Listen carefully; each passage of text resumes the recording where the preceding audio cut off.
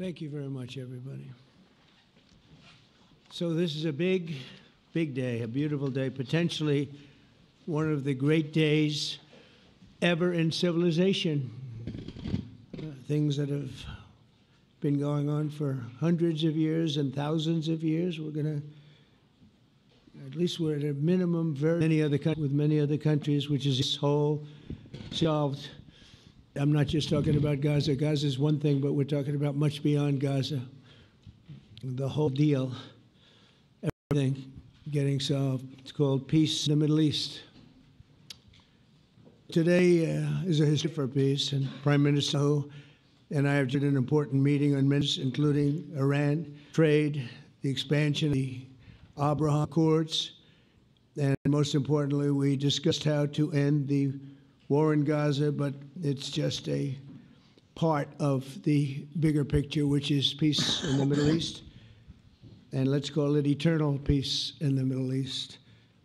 So this is far more than anybody expected, but the level of support that I've had from the nations in the Middle East and surrounding neighbors of Israel is incredible, one of them. This afternoon, after extensive consultation with our friends and partners throughout the region, I'm formally releasing our principles, which people have really liked, I must say. And these are done not just routinely done, these are done with total consideration and working with the nations that we're talking about. All of these nations have made contributions to those suggestions. I want to thank the leaders of many Arab and Muslim nations for their tremendous support in developing the proposal, along with many of our allies in Europe. Europe has been very much involved, and as I was called by many of the European leaders, most of them saying, is this true? Are you really doing peace in the Middle East? This is the most incredible thing we've heard. Some think it's the biggest thing they've ever heard. They called just to find out, was it just a rumor or is it actually done? And then they said, have you spoken to the Arab leaders? Have you spoken to all of the other leaders that we have to get? A lot of people involved in this one. I also want to thank Prime Minister Netanyahu for agreeing to the plan and for trusting that if we work together, we can bring an end to the death and destruction that we've seen for so many years, decades, even centuries, and begin a new chapter of security, peace, and prosperity for the entire region. And I want to just say that my meetings and dialogue that we had with so many countries, Saudi Arabia as an example, the king is a phenomenal person. The Emir of Qatar, he's incredible people. UAE, and that's MBZ and ABZ. We're totally involved. These are the people that we've been dealing with and who've been actually very much involved in this negotiation, giving us ideas, things they can live with, things they can't live with. Pretty complex. I mean, after 2,000, 3,000 years, whatever it is, I guess it's got to be a little complex, or it would have been done a long time ago. The King of Jordan was with us, as you know, in the United Nations. The President of Turkey, President Erdogan, is a friend of mine, a strong man, but a good man. President of Indonesia, somebody who's an amazing leader, Prabowo. He is an amazing leader and respected by everybody. He was in the room with us. We were together with most of these people that I'm mentioning. Others were by phone or the next day. The Prime Minister and the Field Marshal of Pakistan, they were with us right from the beginning. Incredible. In fact, they just put out a statement that they fully believe in this pact. It just came out just as I was walking around. They said, sir, you have a big notice from the Prime Minister of Pakistan and from the Field Marshal that they back this 100%. President El-Sisi of Egypt, who's terrific. And these are people I've gotten to know over the years. I mean, I would say it started around 2015 and then went into 2016 when the presidency officially began. But I've known him actually for a long time, and There are many cases really great men. I can't say in all cases, but I will tell you in many cases they're great men and some great women too. They tend to be mostly men, however, I will say that.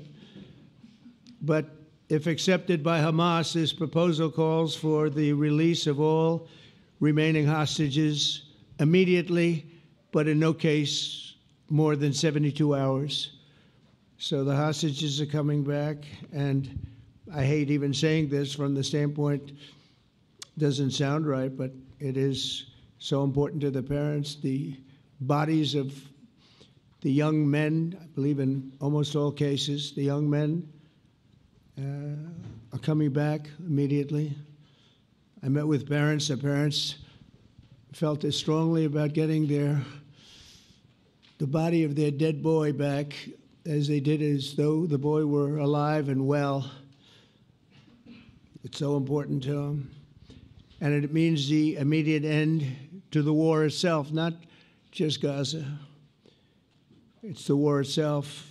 Under the plan, Arab and Muslim countries have committed, and in writing in many cases, but I actually would take their word for it. The people I mentioned, I'd take their word for it, to demilitarize Gaza, and that's quickly. Decommission the military capabilities of Hamas and all other terror organizations. Do that immediately. And we're relying on the countries that I named and others to deal with Hamas. And I'm hearing that Hamas wants to get this done too, and that's a good thing.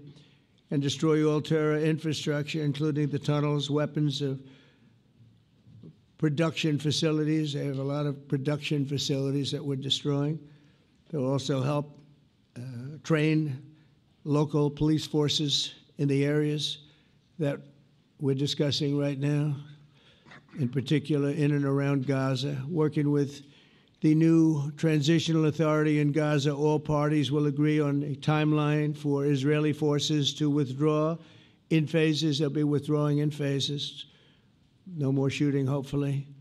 As progress is made toward achieving these goals, Arab and Muslim nations need to be allowed the chance to fulfill these commitments of dealing with Hamas. They have to deal with them because they were the one group that we have not dealt with. I haven't dealt with them.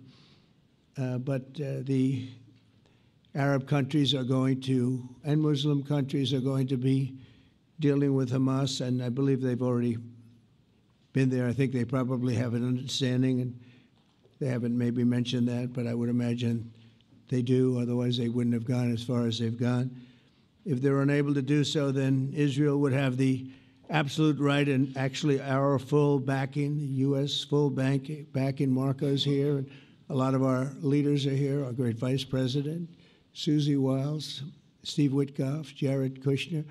They've been so involved in this process. I don't think anybody else could have done it or even come close, but it's we're right there. We're right there. First time in thousands of years, I think you can probably say, if you really look into it, if you study back, if you're a scholar, you would say thousands of years. Israel would have my full backing to finish the job of destroying the threat of Hamas. But I hope that we're going to have a deal for peace. And if Hamas rejects the deal, which is always possible, they're the only one left. Everyone else has accepted it. But I have a feeling that we're going to have a positive answer. But if not, as you know, Bibi, you'd have our full backing to do what you would have to do. Everyone understands that the ultimate result must be the elimination of any danger posed in the region, and that danger is caused by Hamas. The tyranny of terror has to end, and this is, again, something that we're looking for. This is eternity. This is for forever. To ensure the success of this effort, my plan calls for the creation of a new international oversight body, the Board of Peace, we call it, the Board of Peace, sort of a beautiful name, the Board of Peace, which will be headed, not at my request, believe me, I'm very busy, but we have to make sure this works. The leaders of the Arab world and Israel and everybody involved asked me to do this, so it would be headed by a gentleman known as President Donald J. Trump of the United States. That's what I want, is some extra work to do, but it's so important that I'm willing to do it, and we'll do it right, and we're going to put leaders from other countries on, and leaders that are very distinguished leaders, and we'll have a board, and one of the people that wants to be on the board is the UK former Prime Minister, Tony Blair, good man, very good man, and some others, and they'll be named over the next few days, and it'll be quite the board. Working, everybody wants to be on it now. I don't know if that had anything to do. They named me and everybody else wanted to be on it. I guess they figure, well, he's a soft touch. He'll be easy to deal with. Working with the World Bank and others, it will be responsible for recruiting and training a new government that will be made up of Palestinians along with highly qualified experts from all around the world. Hamas and other terrorist factions will play no role in the board, but they'll play no role in the governance of Gaza at all, directly or indirectly. As you know, thousands of Hamas leaders have been killed and soldiers have been killed. And we can never forget October 7th, but thousands have paid the price for that. And now it's time to get our hostages back and get back to trying to build something that's really great and very important. In our meeting today, Prime Minister Netanyahu was very clear about his opposition to a Palestinian state. And he continuously mentions October 7th, and I understand that. Most people do. And I understand and respect his position on many things, but what he's doing today is so good for Israel. I notice that they have large crowds gathering in Israel all the time, and they have my name up. They like me for whatever reason, maybe I don't know, but they do like me. But they say two things: please get the hostages back and please end the war. They've had it. It's had it. So I think it's a very popular thing you do, because he's a warrior. He doesn't know about getting back to a normal way of life, but he is a warrior, and Israel's lucky to have him.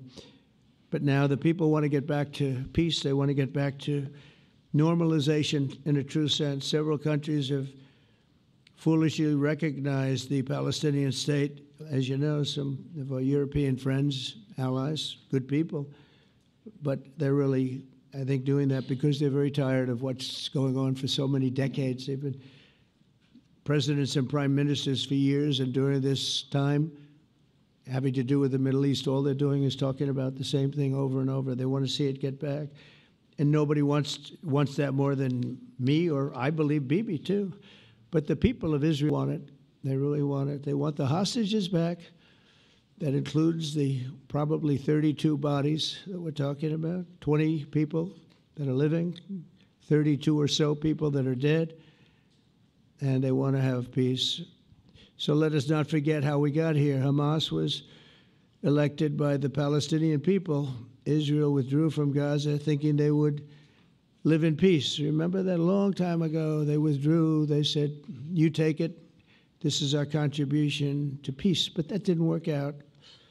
That didn't work out. It was the opposite of peace. They pulled away. They let them have it. And I never forgot that, because I said, that doesn't sound like a good deal to me.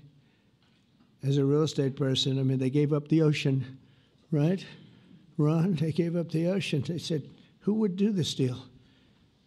And it still didn't work out. They were very generous, actually. And they gave up the most magnificent piece of land in many ways in the Middle East. And they said, all we want to do now is have peace. And that request was not honored. Instead of building a better life for the Palestinians, Hamas diverted resources to build over 400 miles of tunnels and terror infrastructure, rocket production facilities, and hid their military command posts and launch sites in hospitals, schools, and mosques. So if you went after them, you'd be after them, and you wouldn't even realize you ended up knocking out a hospital or school or a mosque. A terrible thing, terrible, terrible way to have to fight. No fight is good, but that's a real bad one. So there are many Palestinians who wish to live in peace. Many. I've seen so many of them. And they have support. And I challenge the Palestinians to take responsibility for their destiny, because that's what we're giving them. We're giving them responsibility for their destiny, fully condemn and prohibit terrorism and earn their way to a brighter future. They don't want the life that they've had. They've had a rough life with Hamas. If the Palestinian Authority does not complete the reforms that I laid out in my vision for peace in 2020, they'll have only themselves to blame. We're giving them an amazing footprint, and they have amazing support from the leaders of the Arab world and the Muslim world, the great leaders. These are great leaders. These are unbelievable leaders that have built great countries and very wealthy countries.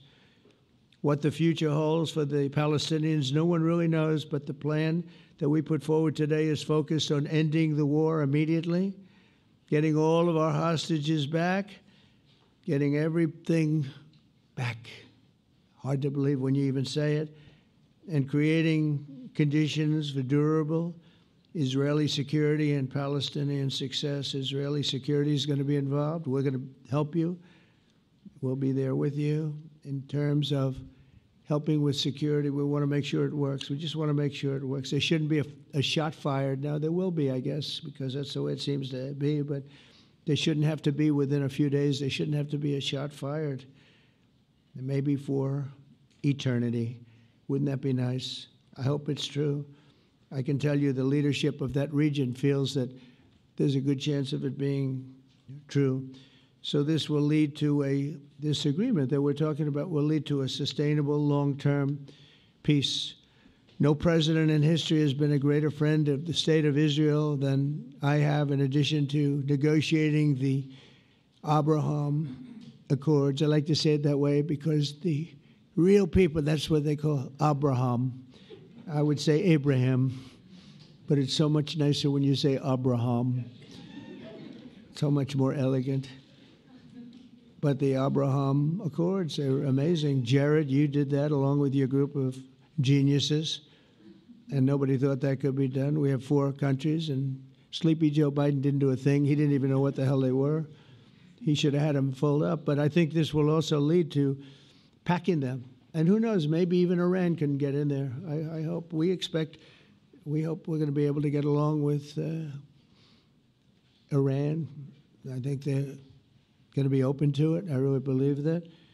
But they could be a member. I long ago said, I'll bet you at some point Iran will be a member of the Accords. And little did I realize it was going to take this turn. That was some turn we did with the B-2s.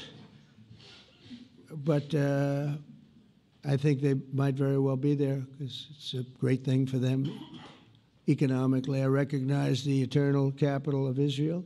I opened the American embassy in Jerusalem. That was something that everyone said would never be done, could never be done.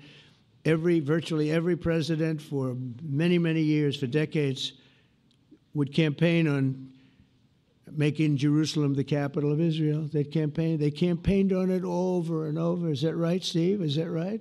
Everyone, and when they got to it, and I understand why now, because it was so, when I got to office, I campaigned on it too. I said, we're going to make it, and then I'd get calls from the leaders of various countries saying, please don't do it, please don't do it. It'll end the whole world, please don't do it. And finally, I just didn't say anything, and I did it. People were calling me before I did it because I heard I was going to do it, and leaders of countries were calling me, and I think it was on a Thursday that I did it, and they'd call me Monday, Tuesday, Wednesday, 3-4 times a day, and I said, tell them I'll call them back on Friday. And I announced it on Thursday, and I called them back, the biggest people in the world, and they said, you've done it. I said, done what? You've made the capital of Israel, Jerusalem, and we wanted to talk yet. I wish you called me a little sooner. Maybe I could have done something about it. So that was a lot easier than getting into an argument because I knew what they were calling about. And you know what? It turned out to be amazing. Everybody thought it was going to lead to the end of the world, right? The end of the world, Ron, that's what they said. It didn't lead to anything. It just led to something that I promised and something that was very, very popular for Jewish people and a lot of other people, too. I recognize Israeli sovereignty over the Golan Heights, and I cut taxpayer funding to the corrupt United Nations Relief and Works Agency. And United Nations was interesting because, as you know, a few days ago they introduced me. Ladies and gentlemen, the President of the United States. I'm looking at my teleprompter, and the thing was dead, stone cold, dead. The thing's up here. I have a long, beautiful speech to make. I'm back 30 feet back, and I'm saying, they're introducing me. There's nothing on my teleprompter.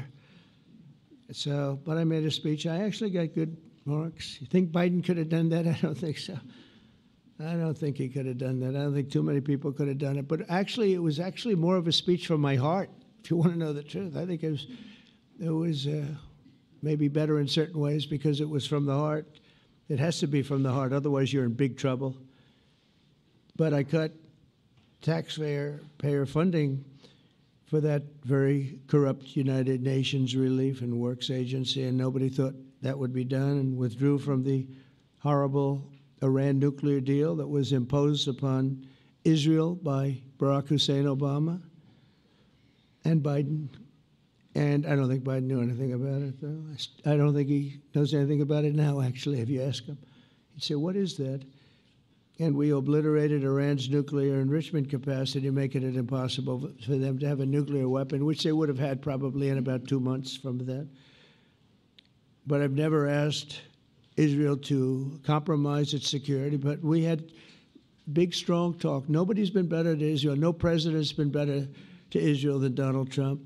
But we had a long, strong talk, Bibi and I, and he understands it's time. It's time. History has shown, and the people of Israel want it. And the people of the Middle East want it. The people of enemies of Israel want it, but they don't have really too many enemies right now. And you know what? Many countries have gained great respect for Israel, for the way they fight, for the job they do, including me. I had respect anyway, but they gained respect. History has shown us that those who have relations with Israel have thrived, while those who have devoted resources and attention toward the destruction and even annihilation of Israel have languished. They haven't done well. Israel is not going anywhere. They're going to coexist with other people and countries in the region, from Syria to Lebanon to Saudi Arabia. The promise of a new Middle East is so clearly within our reach. This is the closest we've ever come to real peace, not fake peace, not political fool's peace.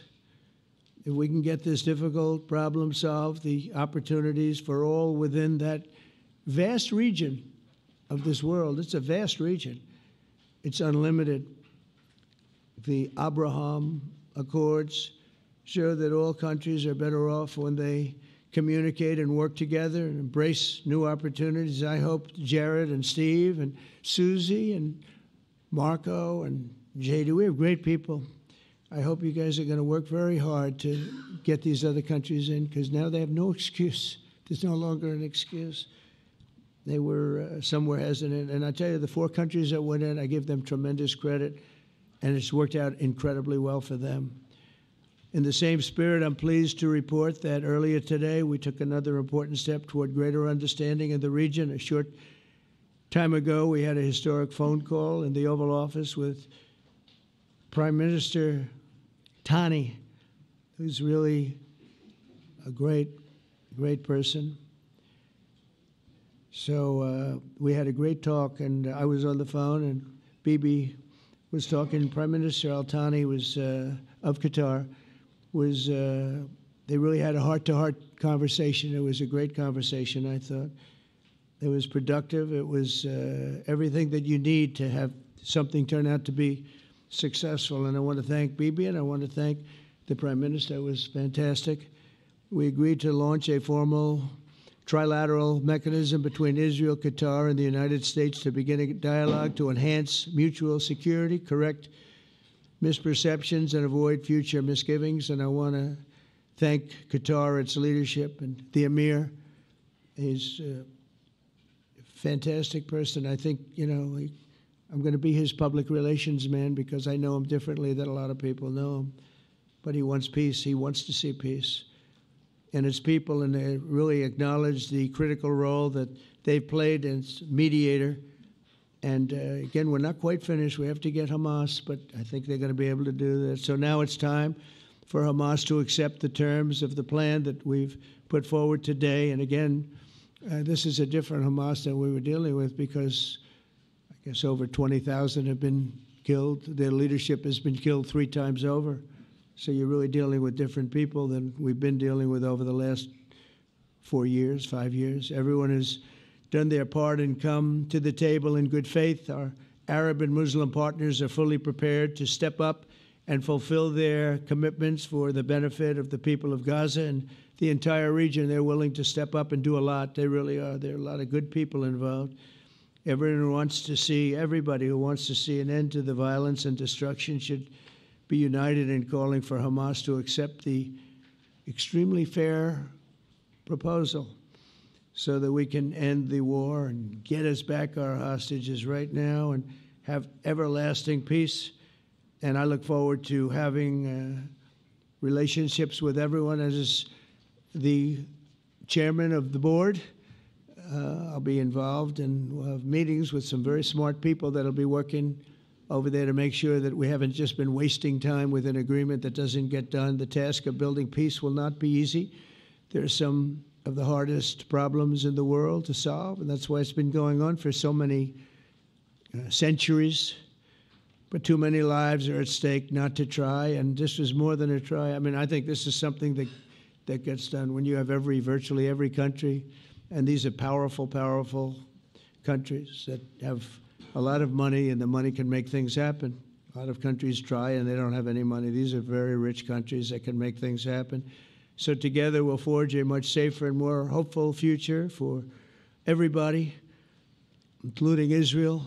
And I want to thank Prime Minister Netanyahu for his partnership. And I want to thank all of the leaders, the kings and the emirs and the presidents and prime ministers, people I mentioned. And they've been absolutely fantastic to work with. And it's just happened very quickly. It's happened from a couple of weeks before I had a couple of meetings, but a couple of weeks before we went to the United Nations. And we had some incredible meetings. It all came to place. It all took place, and everybody wanted to be a part of it. I don't have anybody that's saying we don't want anything to do with it. It's just the opposite. And I'll tell you, a couple of years ago, a year ago, I don't think we would have had this kind of participation, Mr. VP, right? I don't think we would have had. It's been amazing. The participation was 100%. Everybody wants to be a part of it, and everybody, those very strong countries, everybody wants it to work. So. Bibi, congratulations on this. I think this will be your crowning achievement, frankly. If this all works out, we think it will. It's going to be your crowning achievement, and I want to thank you very much for being here. Thank you. Please. Thank you. Thank you. Mr. President, first I want to thank you for graciously hosting me once again in the White House. And second, I want to thank you for your friendship and for your leadership.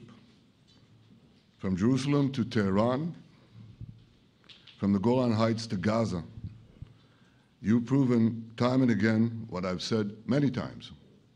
You are the greatest friend that Israel has ever had in the White House. And Mr. President, you and I both know it's not even close. While you focus at home on making America great again, your leadership abroad is changing the world for the better, ending wars and advancing peace. I believe that today we're taking a critical step towards both ending the war in Gaza and setting the stage for dramatically advancing peace in the Middle East, and I think beyond the Middle East, in very important Muslim countries. I support your plan to end the war in Gaza, which achieves our war aims. It will bring back to Israel all our hostages, dismantle Hamas's military capabilities, end its political rule, and ensure that Gaza never again poses a threat to Israel. we would not have achieved this turning point without the courage and sacrifice of our incredibly brave soldiers. They fight like lions to defend the people of Israel, and they serve on the front line in the war between civilization and barbarism. Mr. President, when our two countries stand shoulder to shoulder, we achieve the impossible. Just a few months ago, in Operation Rising Lion and Operation Midnight Hammer, we struck a decisive blow against Iran's nuclear and ballistic missile program. Your bold decision to send those B-2s made the region safer and the world safer. Now, under your leadership, we're taking the next step to win the war and expand the peace. Your plan is consistent with the 5 principles my government set for the end of the war and the day after Hamas. Everybody asks, what is your plan for the day after Hamas? Here's our plan. Passed it in the cabinet. All our hostages, both those who are alive and those who died, all of them will return home immediately.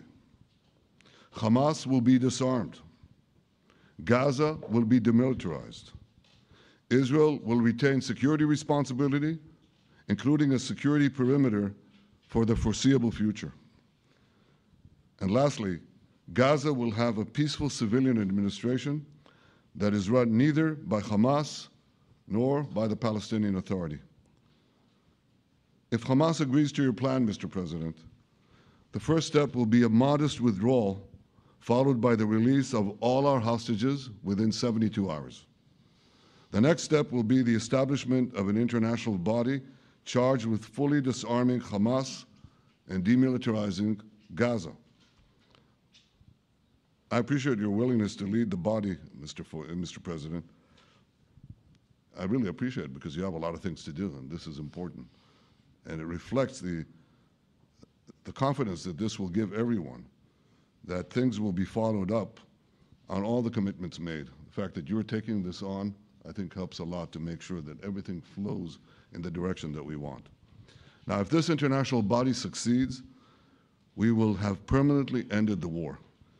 Israel will conduct further withdrawals linked to the extent of disarmament and demilitarization, but will remain in the security perimeter for the foreseeable future.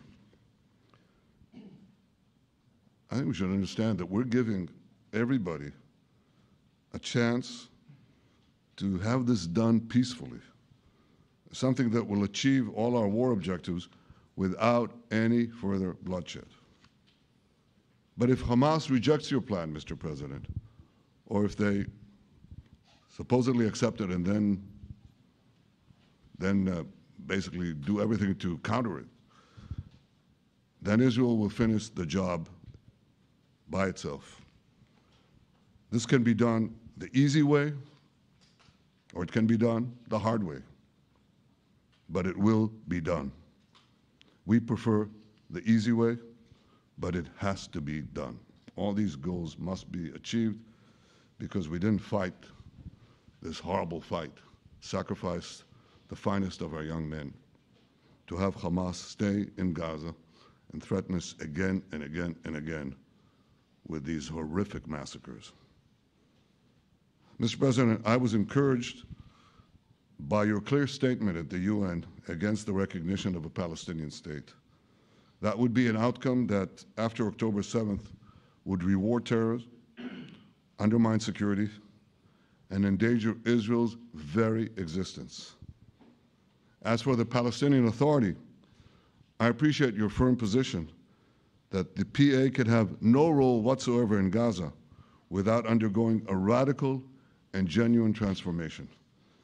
In your 2020 peace plan, which you mentioned just now, you made clear what that transformation requires.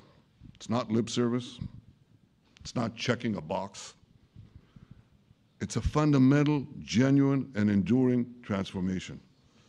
And that means ending pay to slay, changing the poisonous textbooks that teach hatred to Jews, to Palestinian children, stopping incitement in the media, ending lawfare against Israel at the ICC, the ICJ, recognizing the Jewish state, and many, many other reforms.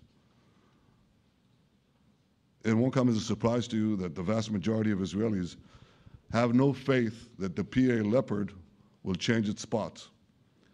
But rather than wait for this miraculous transformation, your plan provides a practical and realistic path forward for Gaza in the coming years, in which Gaza will be administered neither by Hamas nor the Palestinian Authority, but by those committed to a genuine peace with Israel. I think this can be not only a new beginning for Gaza, I think it can be a new beginning for the entire region. Under your leadership, we can re-energize, well, I've got to contribute my own, we can re-energize the Abraham Accords. That's what it's called in the original Hebrew, Abraham. Abraham is fine, Abraham, however you want to call it. Under your leadership, Mr. President, we can re-energize the Abraham Accords that we forged 5 years ago. We can expand them to many more Arab and Muslim nations that choose moderation over extremism. I think there's an opportunity here. It's not going to be easy. It's tough going. But I think if we succeed, you're absolutely right. We're going to open possibilities that nobody even dreamed of. But I think we dream of them. As you've told me, Mr. President, and you've told the world many, many times, you said, remember October 7th. Remember October 7th. And we do. We will never forget the horrors of October 7th, and we will do whatever is necessary to make sure they don't happen again. Since October 7th, Israel's enemies have learned a hard truth. Those who attack us pay a heavy price, but those who partner with us advance progress and security for their peoples. President Trump just said it. It's also in the Bible. It says, those who will bless you will be blessed, and those who will curse you will be cursed. And that's actually what is happening. We want the blessings. I think we've done a lot in the past 2 years to end the curse. We're not finished, but we've done a lot. And we've done a lot together to end the curse. I want to thank your entire team for their efforts to get to this point. I especially want to thank Steve Witkoff and Jared Kushner for their indefatigable work to bring Israel and Arab states in the region closer together. I am deeply grateful to both of them for their work. We had a phone call today just to make it clear. I said to the Prime Minister of Qatar, Israel was targeting terrorists, wasn't targeting Qatar. And of course, we regretted the loss of the Qatari citizen, wasn't our target. And I very much appreciate President Trump's proposal to have a trilateral body, the United States, Israel, and Qatar, to work out respective grievances. There are quite a few. But if we could try to mitigate them or put it on a different footing, I think that'll be good for everyone. Above all the people, the fine team, and many helpers who've done this, I want to thank you, Mr. President. History has already shown that under your leadership, Israel and America can change the face of the Middle East. And today I'm hopeful that your plan to end the war in Gaza will do so again and do so soon. It will free our hostages, end Hamas's tyranny in Gaza, and enable a more secure and prosperous future for the peoples of our region. Thank you, Mr. President.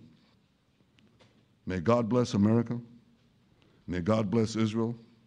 May God bless the indispensable alliance between our countries. And may I add in Hebrew, G'mal Chatima Tova, may we all be inscribed in the book of life. Thank you.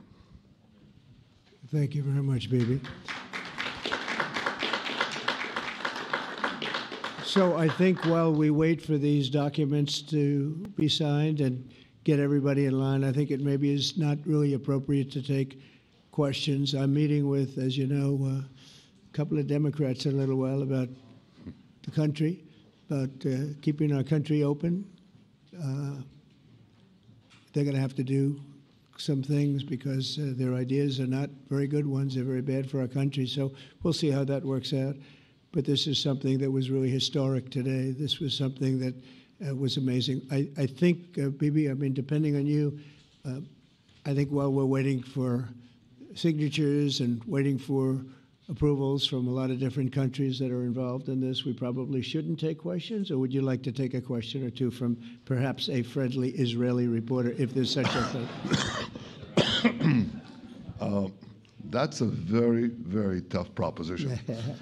But I would think, Mr. President, that I would go by your instinct that this is, we'll have enough time for questions. Let's settle the issue first, I think. Thank you very much, everybody. Thank you.